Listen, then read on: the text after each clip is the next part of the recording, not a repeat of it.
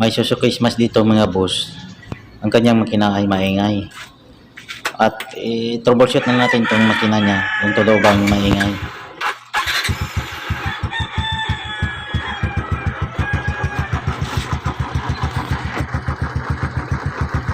Yan, ito ang nangyari sa kanyang motor mga boss. Suzuki Smash 115. Talagang maingay ang makina niya, nasa loob. Sobrang ingay ito.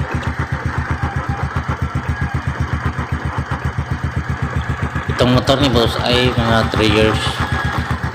At itong makina niya ay talagang update sa oil yan. Hindi na ubusan. Nagtataka lang siya kung bakit sobrang maingay na ang nasa loob ng makina niya sa motor. At para malalaman natin, tatanggalin natin yan at titingnan natin sa bandang clutch. Itong mga pisa ng mga boss, sobrang bago pa. At pati ang oil niya, bago. At i-testing natin ito. Natanggal na natin cover, crankcase. Testing natin kung nandyan ba ang ingay. Wala ang ingay sa side mga boss. Ang ingay ko nasa loob ang nag-ingay.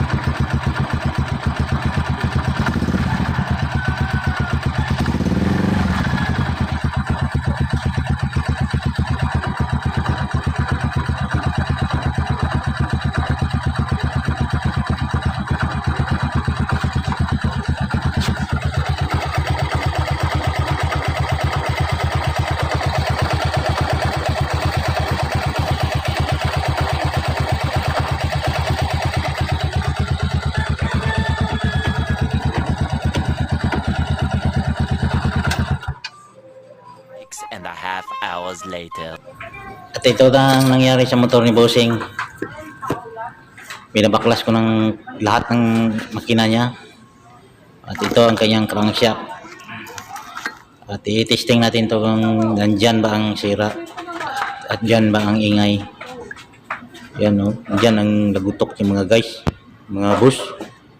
Dyan sa connecting rod. Side play. Ang lagutok. Yan. Desisyon na ako na baklasin ng makina niya. Kasi wala dyan sa labas. Nasa loob. Nasa crankshaft pala. Bago ang kanyang crankshaft mga boss. Sobrang wala pang hindi pa nauubusan ng oil. Dyan ang lagutok dyan oh. Yung side play na yan. Day 2. Yeah, ganito lang mga boss. Ito na. Tapos ko na na assemble lang makina. At i-testing natin kung ano ang tunog.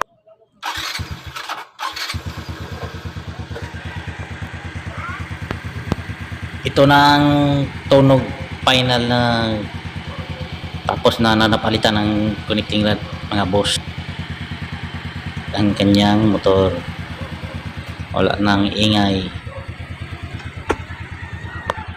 At nag-request na naman si Bossing na lagyan ng mini driving light at passing light ang kanyang motor. At i-upload ko to sa YouTube. sa susunod na mga araw mga boss. Salamat sa lahat.